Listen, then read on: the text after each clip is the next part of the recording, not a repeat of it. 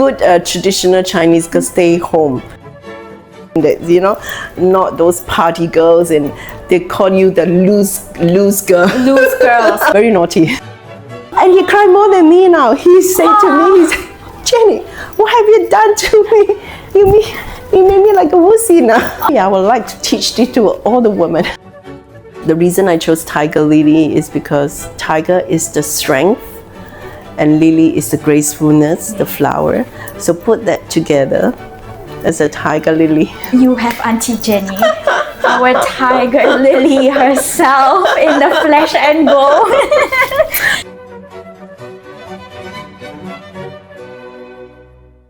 Okay, my name is Jenny Appleton.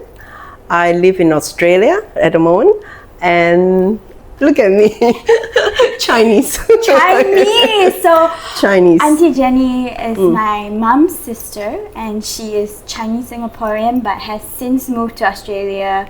How many years ago? 21 years. 21 years ago, and you are now an Australian citizen. Yes, right. In Perth. Perth, Australia. And that's where you also met Uncle JR.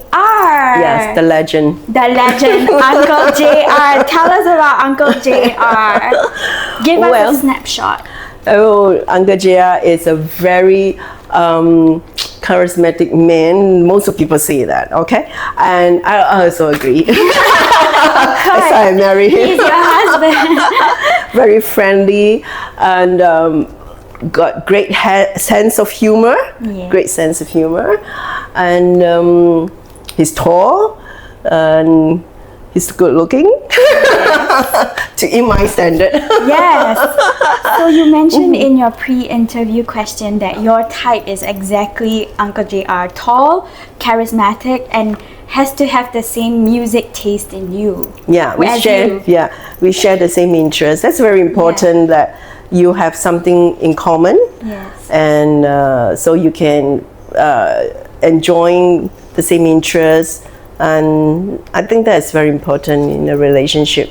But if you don't, it's okay. But if you have a good communication, that is also a plus point. Yes, yeah, communication, it's very important. Especially when you are both of different cultures, right? Yeah, that's right. Yeah. Communication is very important. So you need to educate your men. Let's get to that in a little bit. Educating your man. Yeah. But for starters, do you believe in types? Because Uncle JR is of a certain type, right? Do you believe in types? Yes and no. Yes and no, okay. Yes and no. They were young, a little girl. They always have a type, like what kind of man when you grow up you want to marry, that kind of thing. So usually we'll have some sort of like an idea what kind of man you want to pursue or marry when you grow up. So you may say that, oh yeah, you got a type down there. But then no, is because you can't let that as the main point when you're pursuing a relationship, because there are also other factors that is involved in getting a perfect match. That's true, that's true. We don't want our types to limit us. Yeah, that's right. Heard that, the young generation?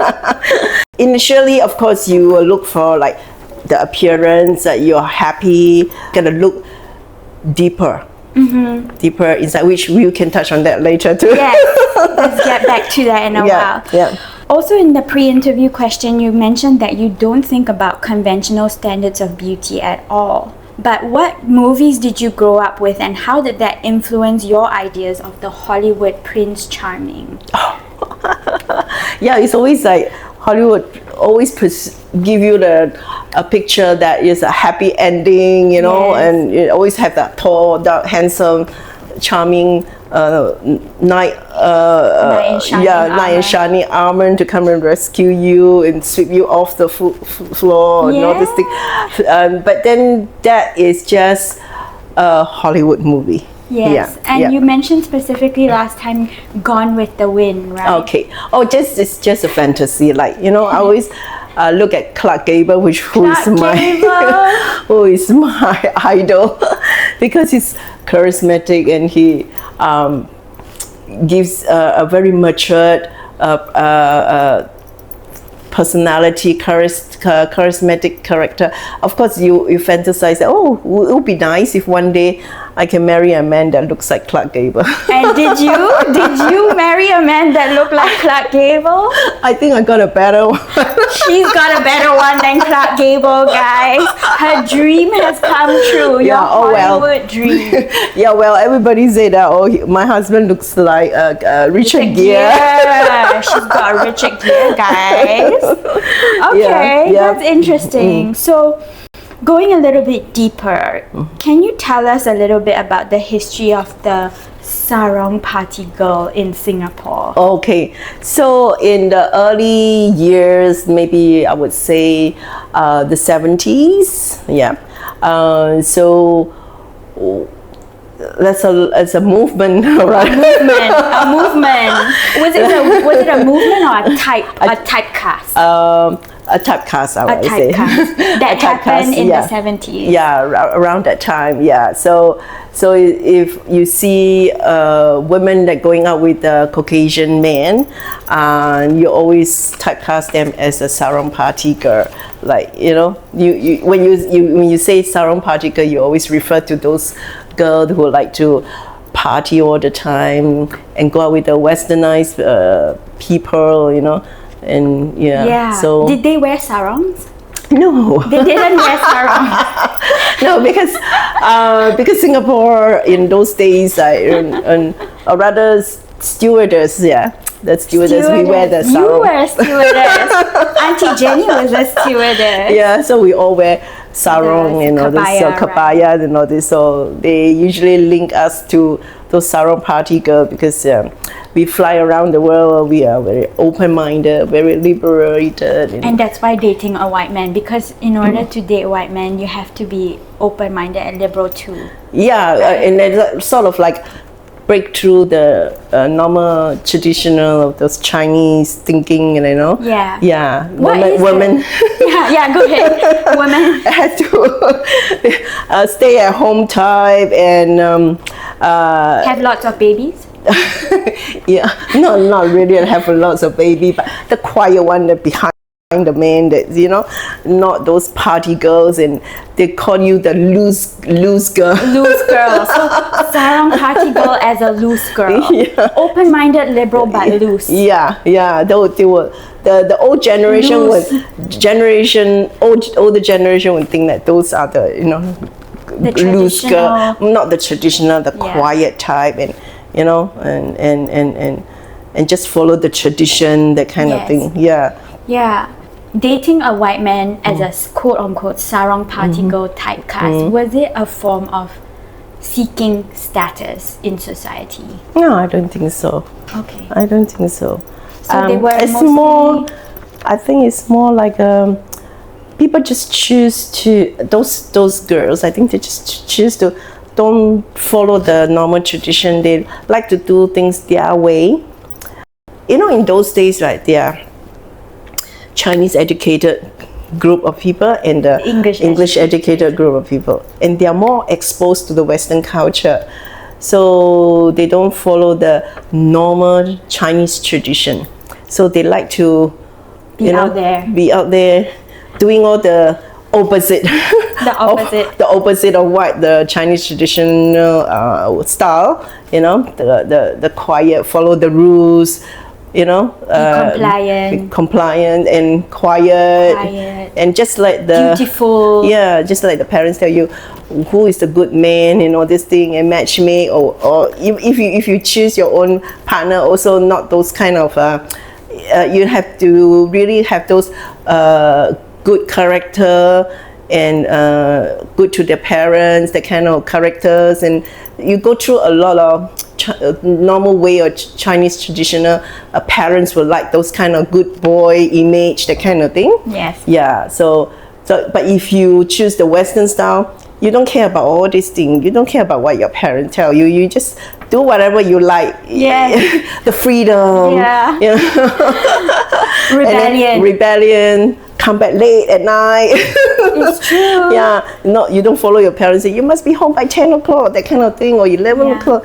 You don't care. You come back at midnight, after midnight, or 3-4 a.m. Who cares? As long as you're happy, that kind of thing. So yeah. So Sarong Party Girl is usually the not the traditional type. They are the wild one. The wild one. Okay. Gong Gong always talks about the importance of being Chinese educated. Yet when I look at the Heng sisters, you, my mom, even Auntie Jess to a certain extent, there's always a streak of rebellion. Do you feel like yeah, this sense of I do things my way, the rules are not so important, and we should just be wild and free? Do you think that we are not wild per se, but we are more like because as you grow older, you have your own group of friends. Yes. In the early 80s, things have changed. So Singapore is progressing to a better lifestyle, and we are growing up during that time, and there's a lot of parties, you know, going out. So of course, Gong Gong don't like us. He doesn't like parties. Yes. He doesn't like us going to party. Those are for the Ang Mo, he was saying. The Ang Mo's. Ang Mo's means And those, Caucasian. and those bad girls. Bad girls, Go the to loose party. girls. Yeah, go to party. Good traditional Chinese girls stay home. You Yeah. know, and do reading. Reading, play chess, Quiet, Chinese do chess. housework, help the mom and that kind of thing.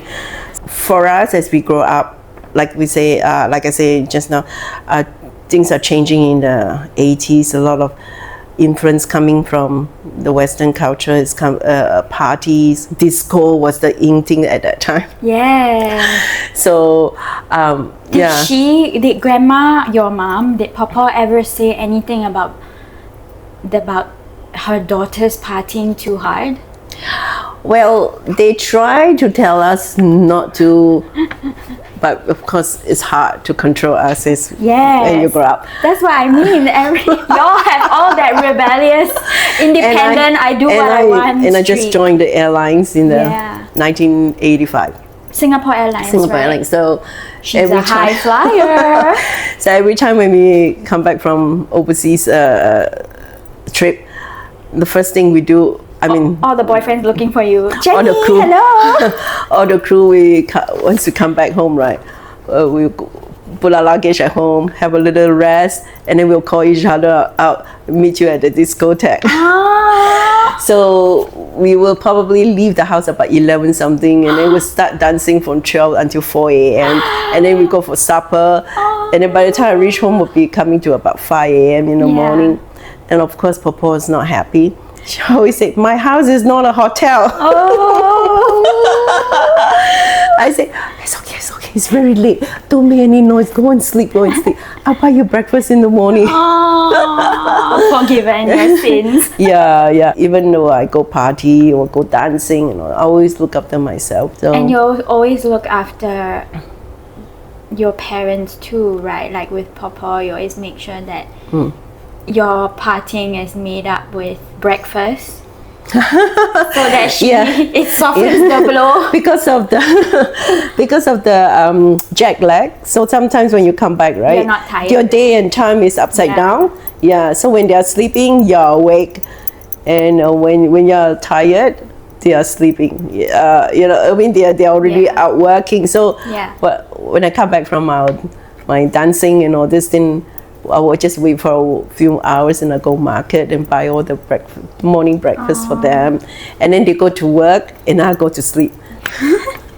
And then the whole day I'll be resting, sleeping and all this, and I wake up in the late afternoon or something, and I'll start calling friends, and then we will make plans for meeting at which disco again. So very naughty. Naughty. So every night we do the same until we have to leave for a flight again. Wow. And then we'll do it overseas. Wow, partying around the world since 1990. Yeah. So every hotel, the first thing we check in, we'll just find out, is there a discotheque downstairs, in which floor and all this. Then we will say, have a little rest and we'll meet at what time. Right. So we're really dancing all around the world. In your kabaya, the parties. So maybe that's why the Sarong Party Girls and all this came about because it's all started with the crew, I guess.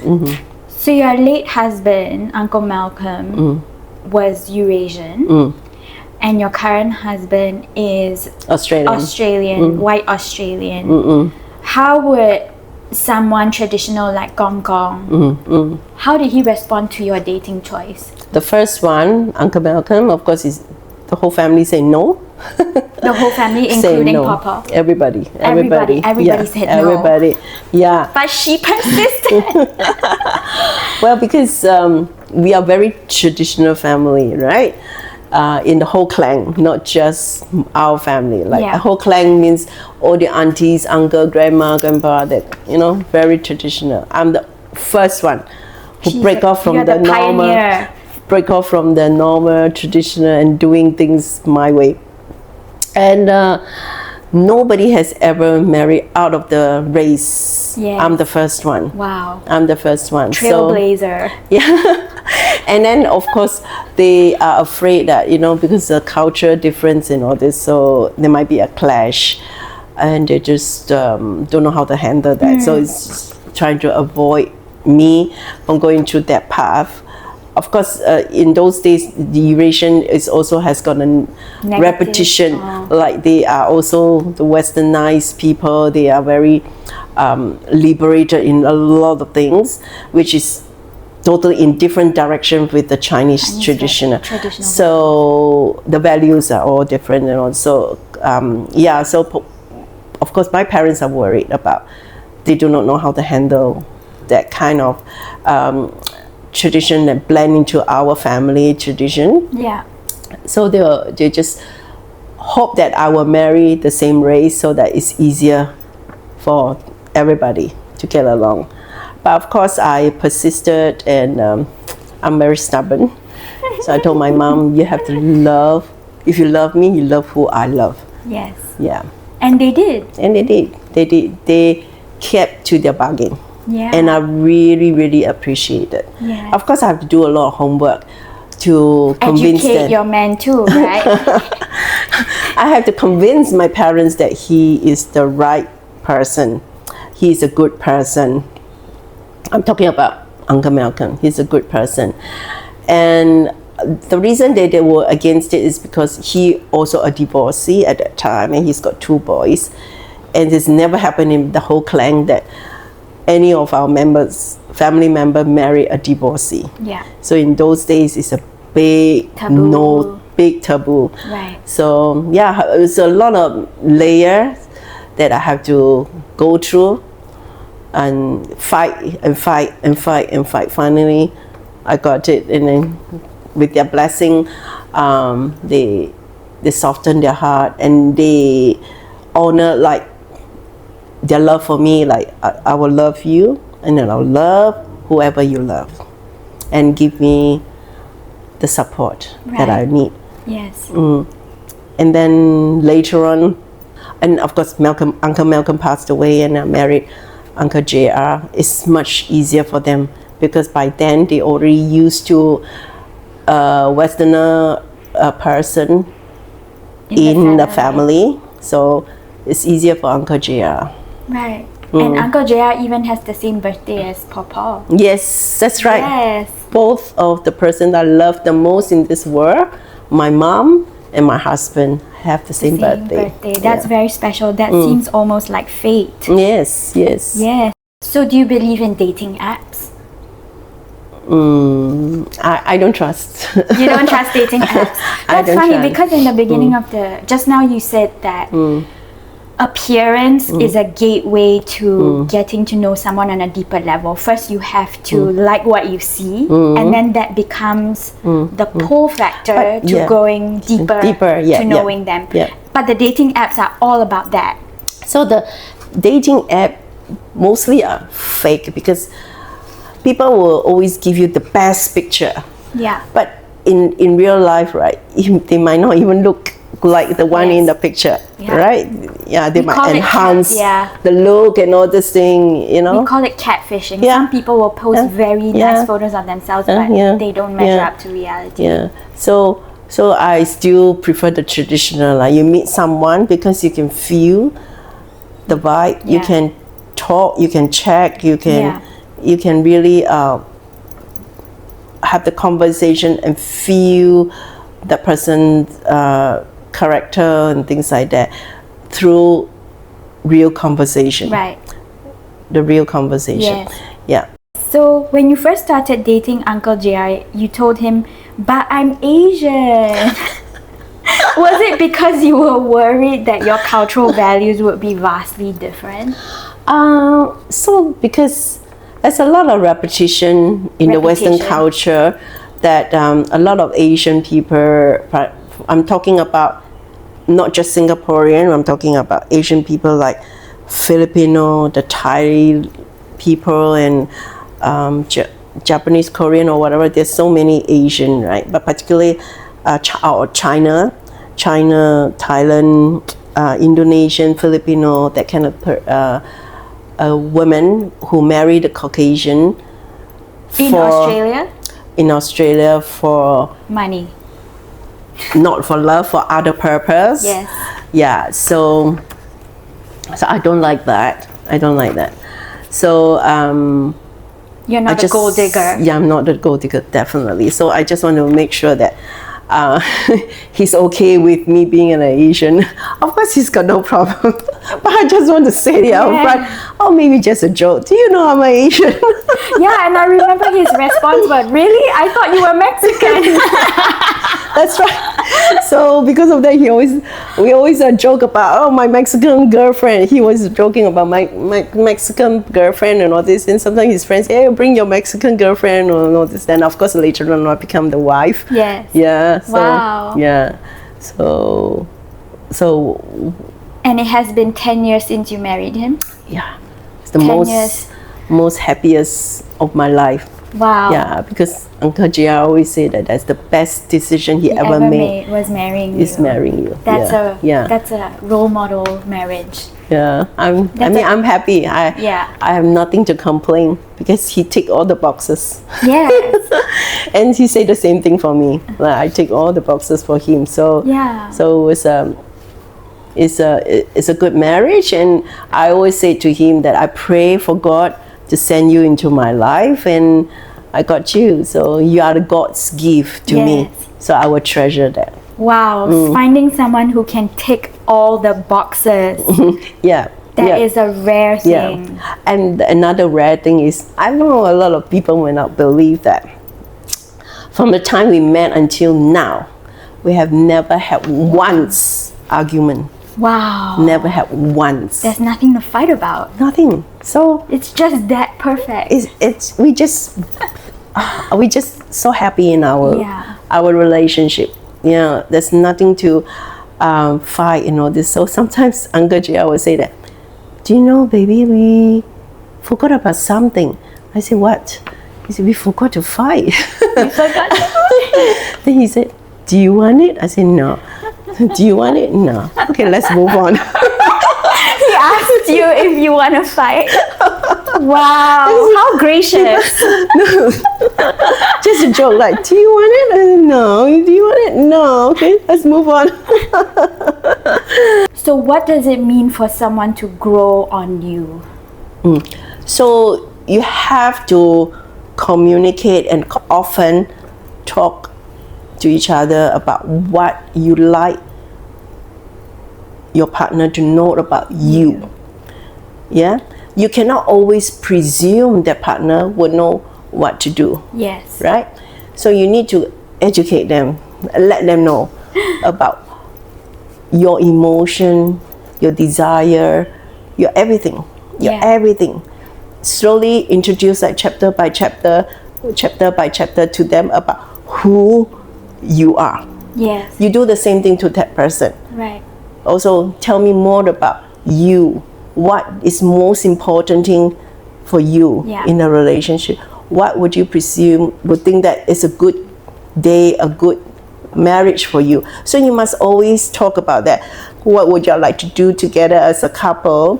5 years down the road, what you want to see yourself with your partner, achieve something together as a couple, and also communication is very important, and Right. learning more about each other, not just the outside, but inside. Yes. When I met Uncle JR, we talk about what we want in a relationship. Yes. He said, I want some loving. That's what I want from the relationship. I said, because he has got 2 partners before, and they both suffer with cancer, and his life looking after them. So he just needs some loving. So it's fair enough.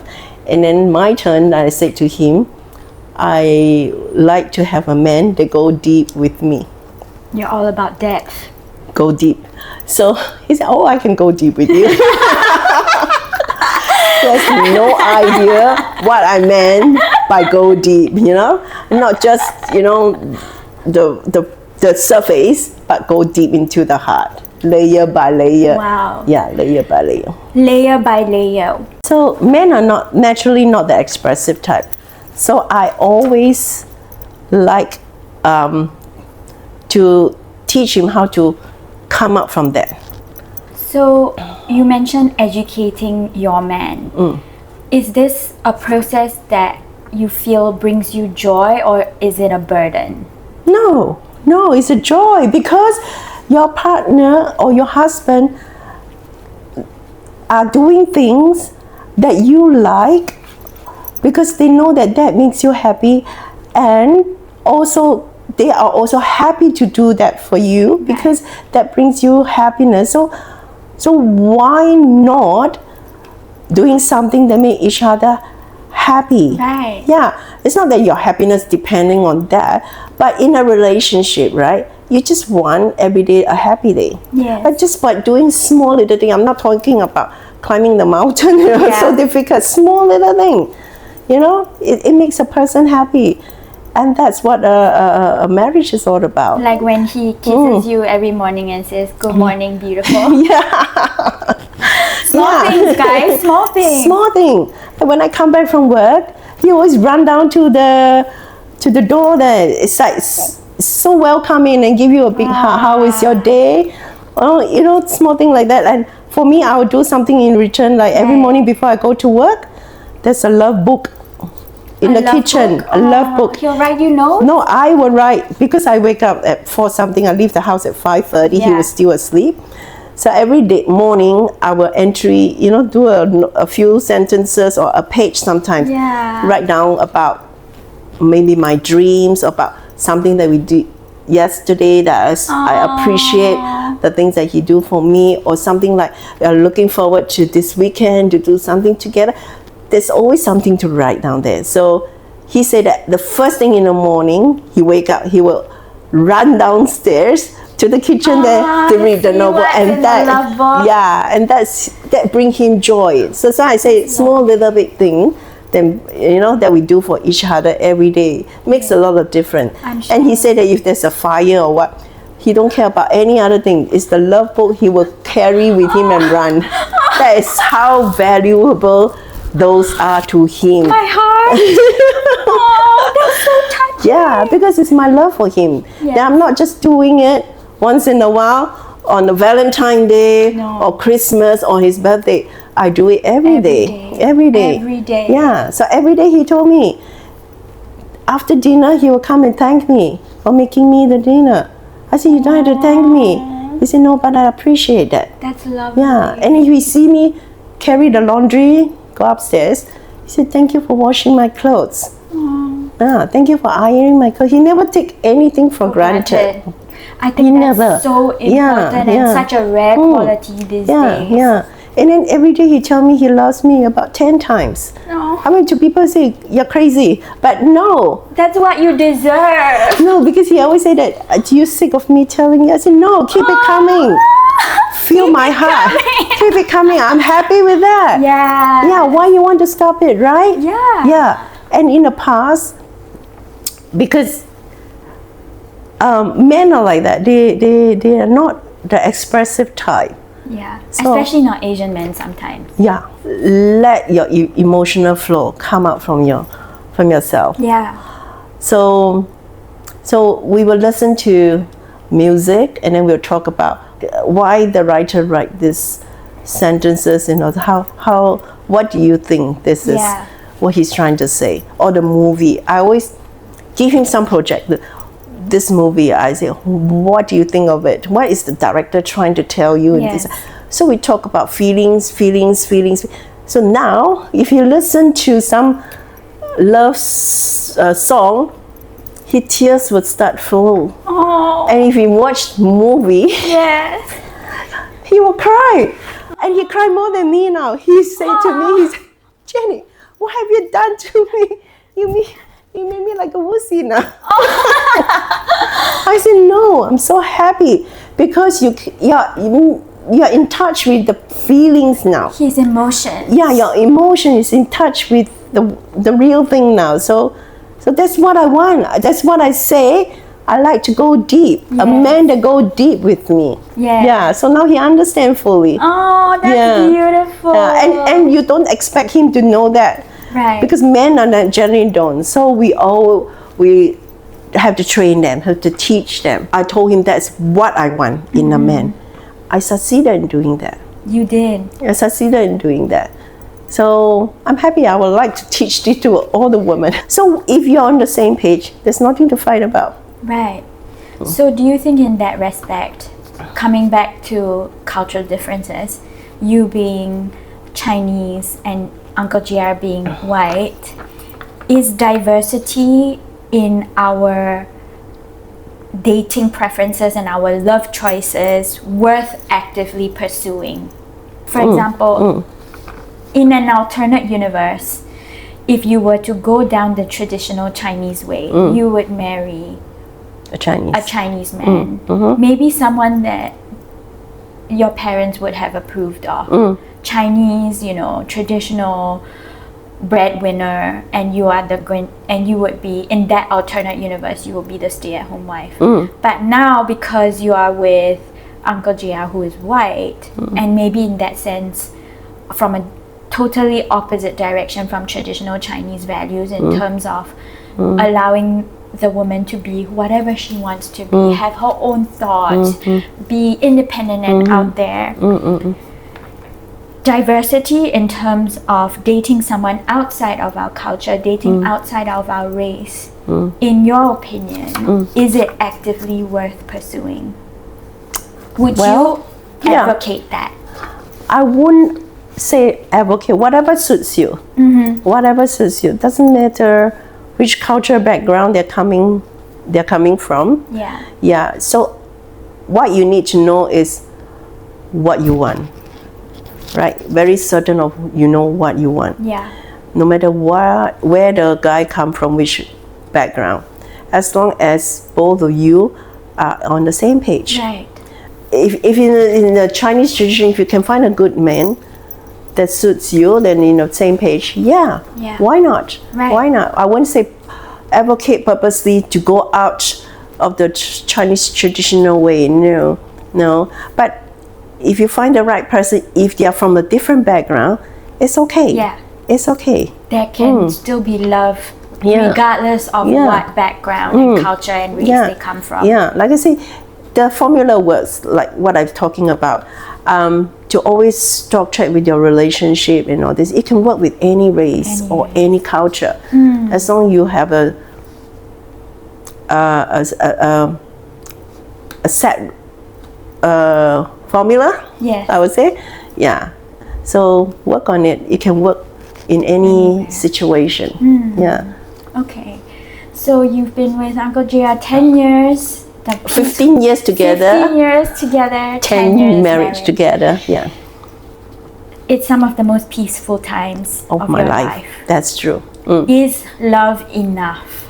Is love enough? Yes. Love is enough. Yeah, but love, you need to work on it.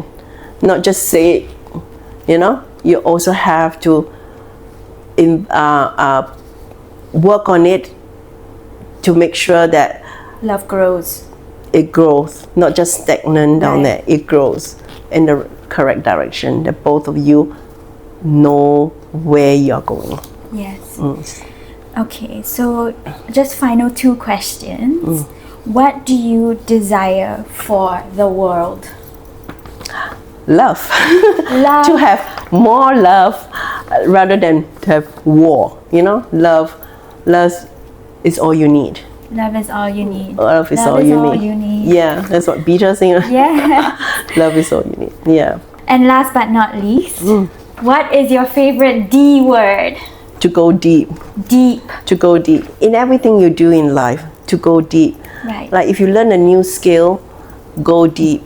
Like not just scratching the surface. Right. Do some research, spend more time, read about it. That's how you master a skill, right? Yes. Yep. So in a relationship, go deep. Not just looking at the outward appearance, also go inward, the beauty inside you. You know, my D word is go deep. I hope that's enough. No, I think it will be deep with the legend. Deep with the legend. Deep with the legend. Thank you, Auntie Jenny, for being on the show. That was I hope I did a good job for you. So fantastic. I love this interview. Yeah. And if you're interested to getting to know more and go deep, Auntie Jenny also wrote a book, Tiger Lily, about our family secrets, and that's available at Australian bookstores. Not family secret. It's a whole life. Whole life. It's my whole life, my book, and I dedicate to 3 women in my life: my grandma, my mom, and my sister. How they have overcome the difficult time in their life and come out as a winner. Never give up in life, and I will, and of course I have my fair share of going through the hardship and all this and struggling in a marriage. So whenever I have a tough time or difficult time, I always look to the 3 women in my life that gave me the inspiration to never give up. So that's where I am today, and I end up with a good man and happy marriage. Yeah, and that's how you became the Tiger Lily that you are today. So I just want to share. Well, all the best to you, and I hope. Thank you, Auntie Jenny. That was beautiful. You're welcome. Thank you so much. Get the book, and thank you for being on the show. Bye, everybody. Bye. This is the D word. I'll catch you next time.